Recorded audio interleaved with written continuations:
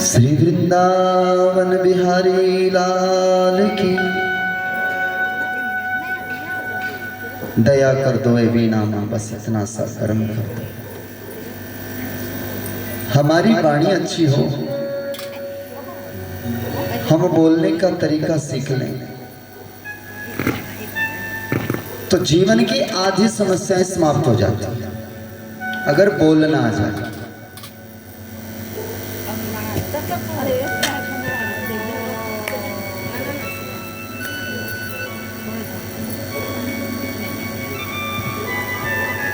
शब्द में बड़ा फेर है। शब्द ब्रह्म है, शब्दों से ही संसार में हृदय की अभिव्यक्ति का पता चलता है।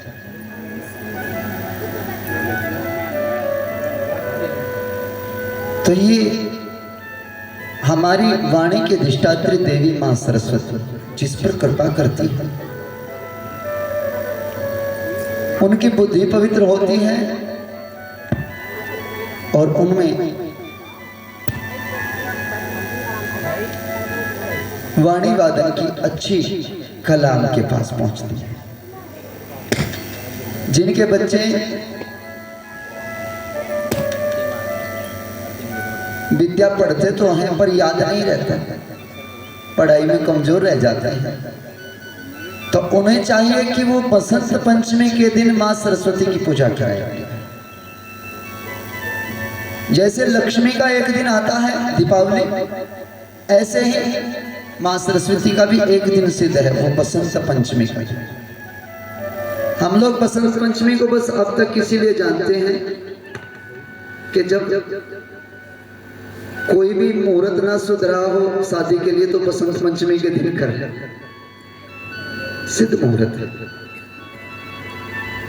लेकिन बसंत पंचमी का अपना बहुत बड़ा रहस्य है। मां सरस्वती की अगाध कृपा बरसाने के लिए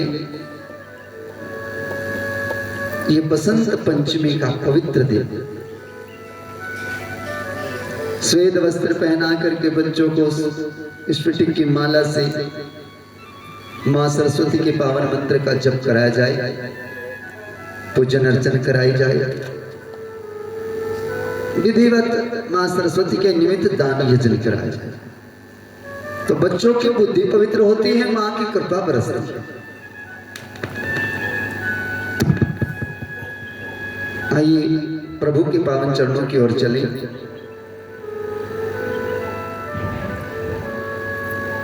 वहीं सुकड़ताल में जहां भगवान की पावन कथा श्री सुखदेव जी महाराज राजा परीक्षित को सुना रहे हैं, हम सब भी बड़े सहज भाव से श्रद्धा से श्रवण करेंगे। भागवत जी में 12 स्कंद है, 9 स्कंद तक पात्रता की कथा चलती है।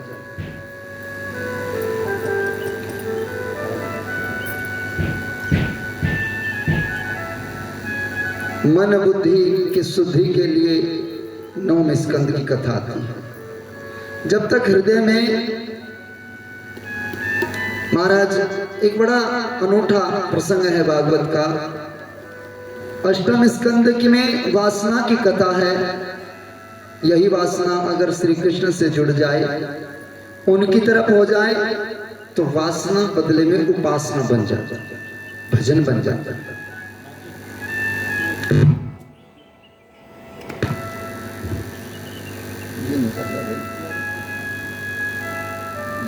सत्कार कर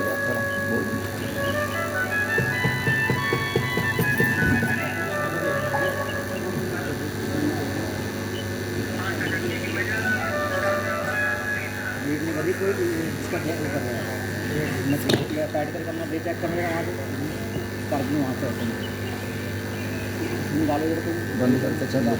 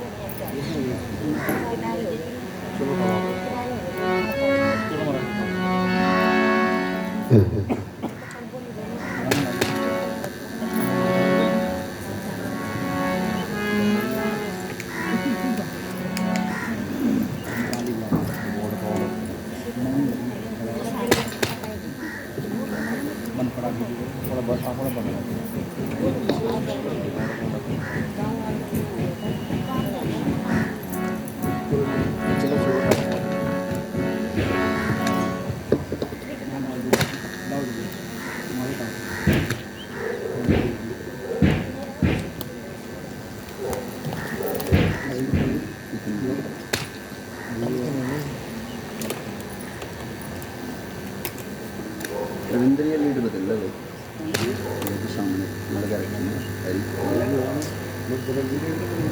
या बदल दी इसमें कहीं touch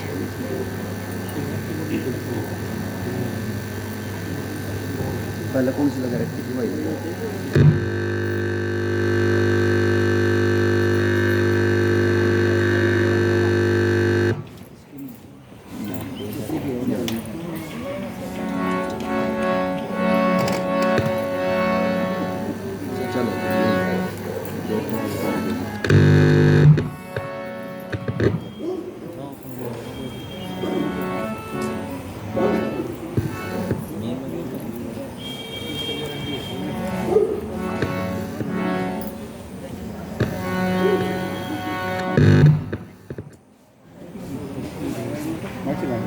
hello hello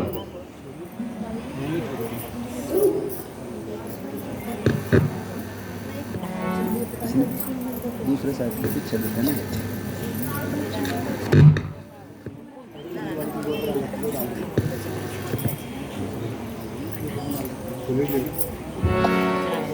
Shri Vrindavan Bihari लाल की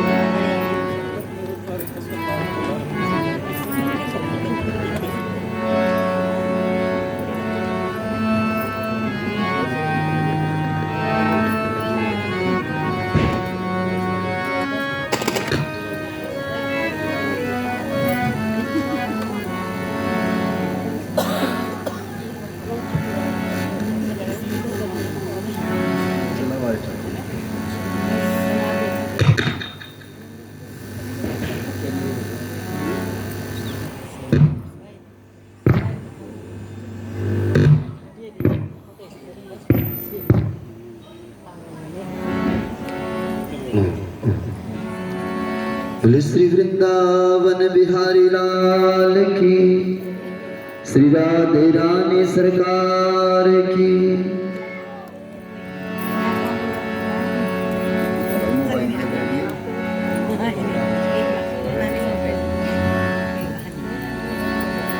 भागवत जी में प्रथम स्कंद अधिकार की लीला से संबंधित है। शिष्य का अधिकार कैसा है, जिससे संत मिले। जीव अधिकारी बनता है, वैराग्य धारण करता है, तब उसके जीवन में संत आता है। दूसरा स्कंद आता है तो उसमें मृत्यु आसन व्यक्ति को ज्ञान की जरूरत है। उसका कर्तव्य उसको कथा तक लेके चलता है। तृतीय स्कंद में गुरु आदि की कथा, जो भक्ति की कथा है। चौथे स्कंद में ज्ञान का विज्ञान, और 5वें में ज्ञान की स्थिरता कैसे चाहिए। 6ठे स्कंद में अनुग्रह लीला का वर्णन आता है, व्याकुलता कैसी हो,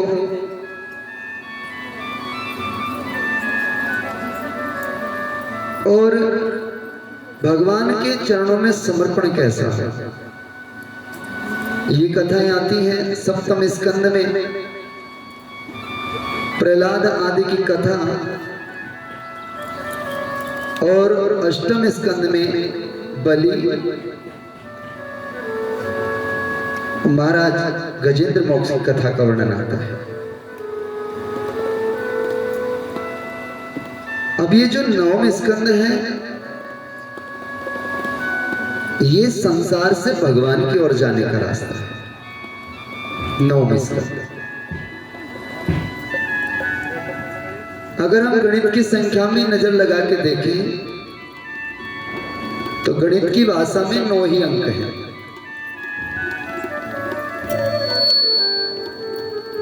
नौ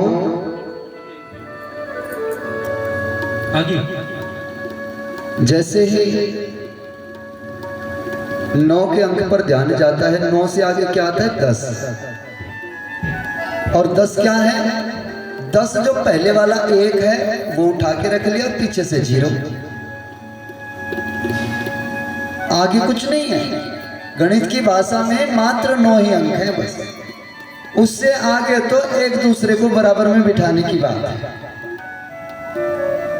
चाहे करोड़ हो जाए, रहेंगे 9 से आगे नहीं।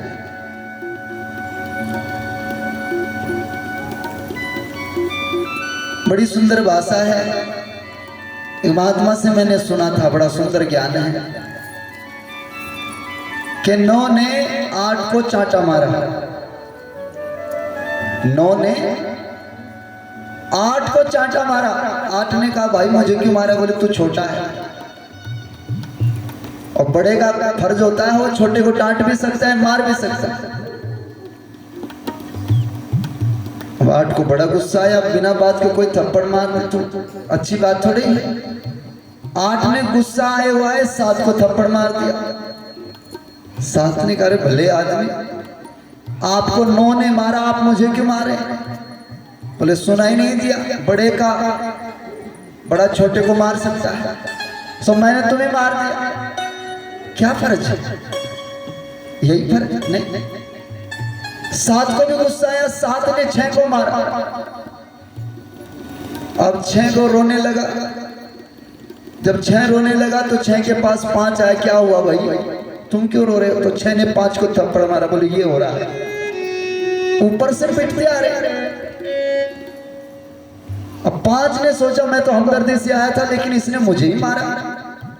गुस्सा आया, उसने 4 को मारा, 4 ने 3 को मारा, और 3 ने 2 को मारा, तो 2 ने 1 को मारा। अब 1 ने नीचे देखा तो 0, नीचे 0। अब 0 पहले हाथ जोड़ के खड़े हो गए, भाई देखो मुझे बचाना, मेरी तो कोई हैसियत ही नहीं है संसार में। आप सबकी हैसियत है, पर 0 की तो कोई वैल्यू ही नहीं है। 10 ने 0 को उठाया और अपनी बराबर में बिठा लिया। और जैसे ही 0 उठते ही 1 के बराबर में बैठी तो 9 की आंख खुल गई। हे भगवान, ये तो हमसे भी ऊपर चले गए। 10 हो गए। 1 के पास 0 लगते ही वो 10 हो गए।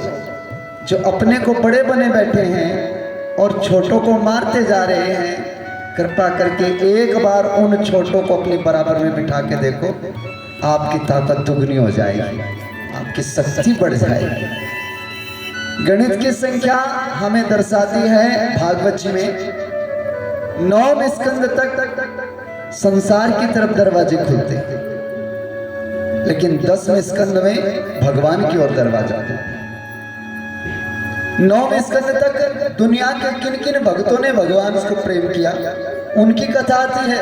और 10वें स्कंद में भगवान श्री हरि नारायण की उस गोलोक धाम की कथा में प्रवेश होता है। लेकिन वो लोग भी अलौकिक हैं और भगवान के रहस्य भी अलौकिक हैं। अब हर इंसान उस प्रभु की लीला को नहीं समझ पाता। 7 साल का बालक कैसे पहाड़ को उठा सकता है? गिरिराज महाराज को उठाया, कैसे गिरिराज महाराज को धारण कर सकता है? रासलीला कैसे कर सकता है? क्या रासलीला का मतलब है? ये वही पहचान सकता है जो 9वें स्कंद में राम के जैसा जीवन जिए। प्रभु श्री राम के जैसा जो जीवन जिएगा मर्यादित, वही कृष्ण को समझ पाएगा। भगवान श्री राम इसीलिए दुनिया में पहले आए ताकि जगत को एक बार अनुसरण करके तो दिखाए जीवन होता क्या है। प्रभु ने यही 9वें स्कंद में भगवान श्री राम की कथा आती है। कहते हैं मनु महाराज के पुत्र हुए नाभग, इनके घर में राजा अमरीश हुए जो बड़े मर्यादा, सूर्य वंश में बड़े मर्यादित भक्ति के आचार्य हैं। 52 वन भोग ठाकुर जी को रोज लगाया करते थे। इन्होंने संकल्प लिया कि 1 साल पर्यंत तक भगवान के पावन चरणों में एकादशी का व्रत करूंगा। प्रत्येक वैष्णव को चाहिए कि एकादशी का व्रत करें। एकादशी यानी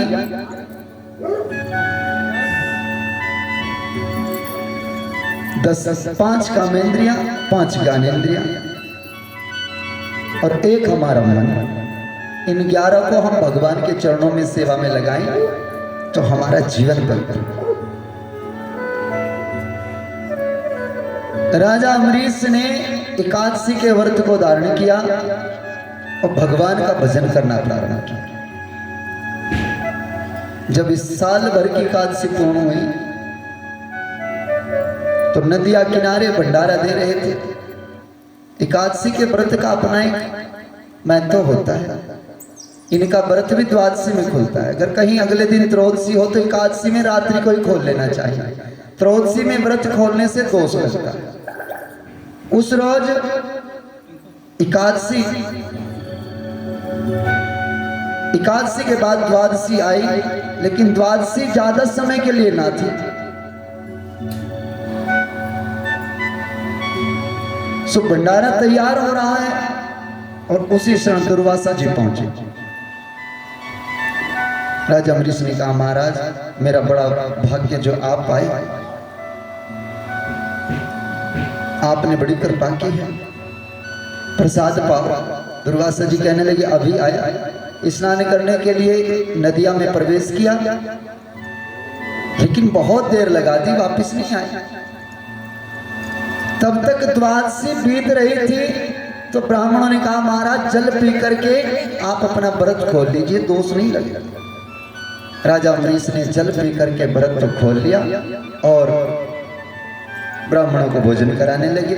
इतनी देर में दुर्वासा आए, उन्होंने देखा अच्छा मुझे भोजन गिराए बिना व्रत खोल लिया, तो गुस्सा आया और जटा उखाड़ के धरती में मारी, कृत्या बन करके राजा अमरीश की तरफ। लेकिन भगवान के भक्त की पहरेदारी भगवान करते हैं। प्रभु का सुदर्शन चक्र राजा अमरीश की छत्र छाया से, राजा अमरीश को अपनी छत्र छाया में लिए हुए था। सो सबसे पहले तो कृत्या को मारा और फिर सुदर्शन चक्र राजा अमरीश को देखा। सुदर्शन चक्र ने दौड़ लगाई दुर्वासा ऋषि की ओर और दुर्वासा ऋषि अपनी जान बचाने के लिए भागा। त्रिलोकी में कोई जान नहीं बचा पाया। अंत में ब्रह्मा जी ने कहा, महाराज जिस राजा का तुम अपमान करके चले हो उसी की शरण में जाओ। दुर्वासा ऋषि भागते भागते सुदर्शन चक्र से राजा अमरीश के शरण में गए तो देखा कि राजा अमरीश थाल हाथ में लिए हुए खड़े। महाराज ये संत जी आप आओ, प्रसाद पाओ तो मैं भी भोजन कर लूं। भगवान का भक्त कौन? जिसके अंदर करुणा, दया, प्रेम। सुखदेव जी महाराज कहते हैं दुर्वासा ऋषि को बड़ा पश्चाताप हुआ और प्रसाद पाकर के क्षमा दान मांगी और प्रसाद पाकर के महाराज राजा अमरीश को अभेदान दिया। तुलसी मीठे वचन से सुख उपजत कहू और तुलसी मीठे वचन से सुख उपजत चहु और वसीकरण यही मंत्र है तजदे वचन कठोर। कड़वे वचनों को छोड़ो, मीठे वचन जो मीठा मीठा बोलेंगे, अच्छा बोलेंगे, पवित्र बोलेंगे तो हमारी वाणी शुद्ध हो। महाराज इसी वंश में आगे एक स्वाकु राजा हुए, फिर उनके यहां मानधाता जिनकी 50 कन्याओं का विवाह सौभरी ऋषि से हुआ,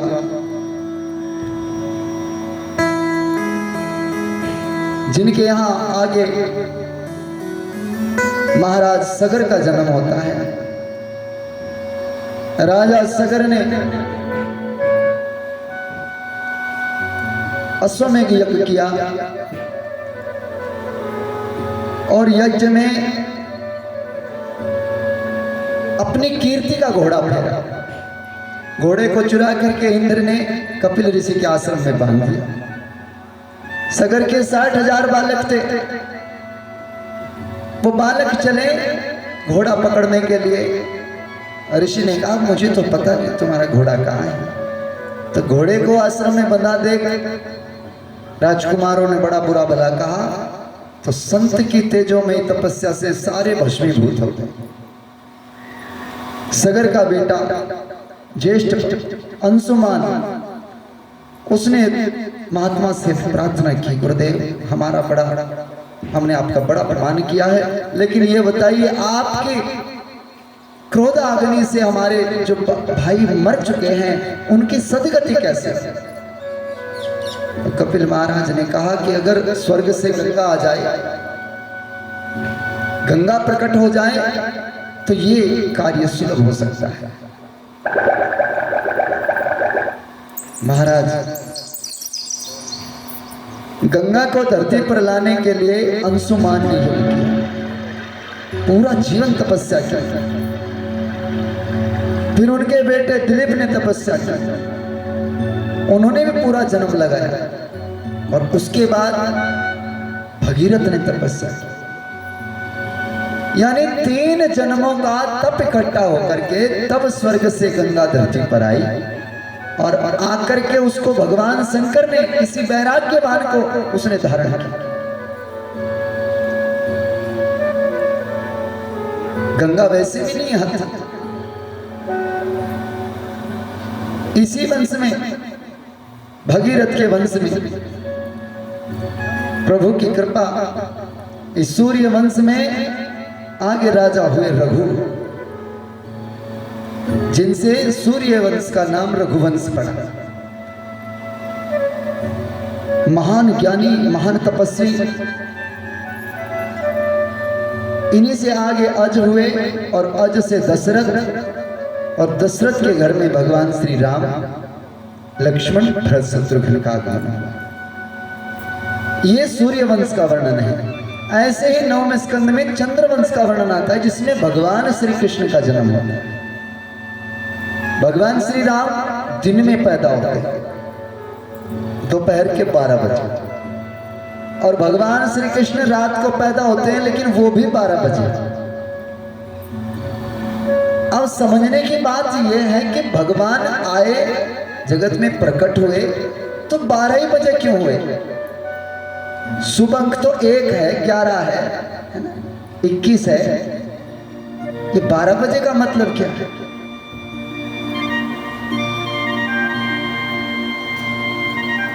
आपने कभी घड़ी में देखा 12 बजे? घड़ी में 3 सुई होती है। 12 कब बजते हैं? जब तीनों सुई सीधी खड़ी। अगर वो टेढ़ी मेढ़ी है तो 12 नहीं बजे, या तो 12 से ज्यादा बजे हैं या 12 से कम। 12 बजते ही तब है जब तीनों सुई सीधी। हमारे जीवन की 3 धारणाएं हैं, या तो हम आज में जीते हैं, या आने वाले कल में, या जाने वाले कल। आज में तो बहुत कम जीते हैं। अक्सर तो हम या तो कल में जिएंगे, कल ये करेंगे, वो करेंगे, फलाना करेंगे, बहुत काम है हमारा, या पिछली यादों को याद करते करते ऐसा ऐसा किया हमने, ऐसा ऐसा किया, वहां जी। या भूत में जिएंगे या भविष्य में जिएंगे। जब ये दौड़ लगा रही हुई हमारी वृत्ति एक जगह वर्तमान में सीधी खड़ी हो जाएंगी, तब भगवान का प्रकट होगा। वर्तमान में जी या सतोगुण रजोगुण तमोगुण हमारी त्रिगुणी शक्ति जब एक साथ बहेगी, तब जाकर के हमें भगवान का प्रकट होगा। तो भगवान आते ही तब है जब 12 बजे।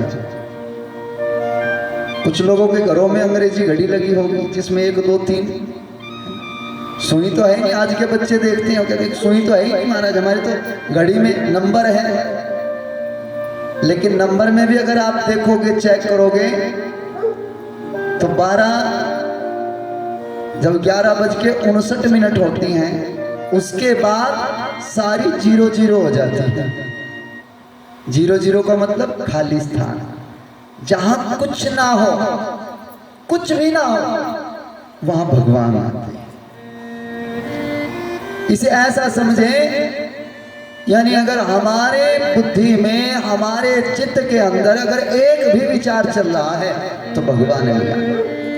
अगर मुक्ति का भी विचार चल रहा है तो भगवान नहीं आएंगे। भगवान का भी विचार चल रहा है तो भगवान नहीं आएंगे। भगवान तब आएंगे जब उनको जगह खाली मिलेगी। कोई आएगा तो खाली स्थान में तो बैठेगा, अगर खाली स्थान नहीं है तो वो कहां बैठेगा? हाँ, ये भगवान श्री राम 12 बजे आए। आइए प्रभु श्री राम की पावन कथा में प्रवेश करेंगे। बोलिए श्री आदि कवि वाल्मीकि जी महाराज की, श्री शंकर भगवान की, तुलसीदास जी महाराज की, श्री हनुमान जी महाराज की।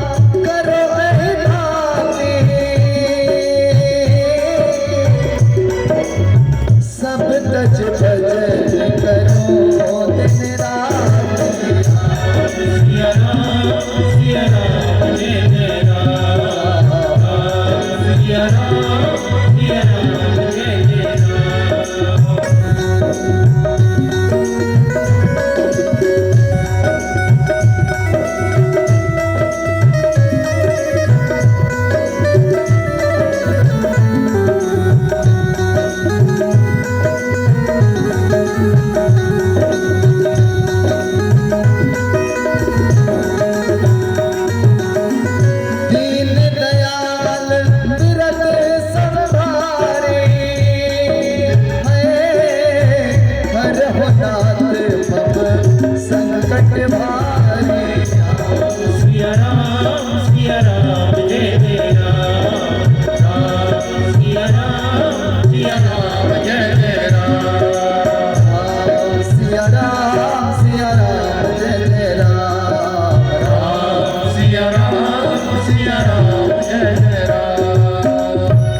दीन दयाल बिरद संभारे हरो नाथ मम संकट हरो। अब प्रभु कृपा करो अहे भांति सब तज भजन करो दिन रात। हे प्रभु कुछ ऐसी कृपा कर दो जो मैं सब कुछ छोड़ छाड़ के तेरा भजन करूं। भगवान श्री राम का जन्म जहां हुआ उस नगरी का नाम है अयोध्या। ऐसी नगरी जिसमें कोई योद्धा ना हो, लेकिन योद्धा बहुत है। सारे योद्धा ही होता है अयोध्या में, पर मतलब ये कि उस नगरी में भगवान का जन्म हुआ जहां लड़ाई नहीं होती, शांति है जहां। भगवान तो आज भी आने को तैयार है, पर घर में कहीं शांति तो नहीं मिलती। विचार करो, अगर आपके घर में खड़दू खाना हो, लड़ाई झगड़ा हो, तो पहुंचे भी नहीं आते। भगवान कहां से आ जाए? मेहमान भी आने से इनकार कर देते, अरे उनके घर में बड़ी लड़ाई होती है, अब पूरा दारू पी करके उड़दम मचाते हैं, हम नहीं जाएंगे। भगवान कहां से आए? अयोध्या, यानी उस नगरी में कोई लड़ाई नहीं, सब शांति। महाराज दशरथ के यहाँ 3 रानियां हैं, कौशल्या, कैकेयी, सुमित्रा।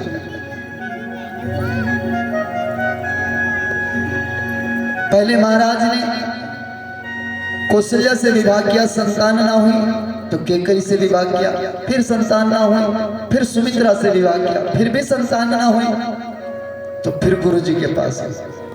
गुरुजी 3 शादी कर ली, फिर भी संतान ना।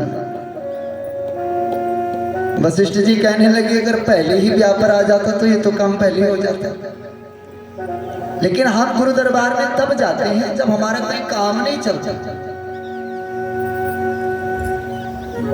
गुरुदेव ने यज्ञ कराया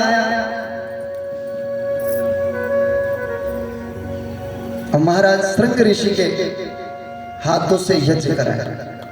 यज्ञ में अग्निदेव खीर का चरु लेकर के, प्रसाद लेकर के प्रकट हुए। गुरुदेव ने वो प्रसाद राजा को दिया। लो राजा, अपनी 3 रानियों में बराबर बराबर करके इस प्रसाद को वितरित करो। सुखदेव जी महाराज कहते हैं राजा परीक्षित,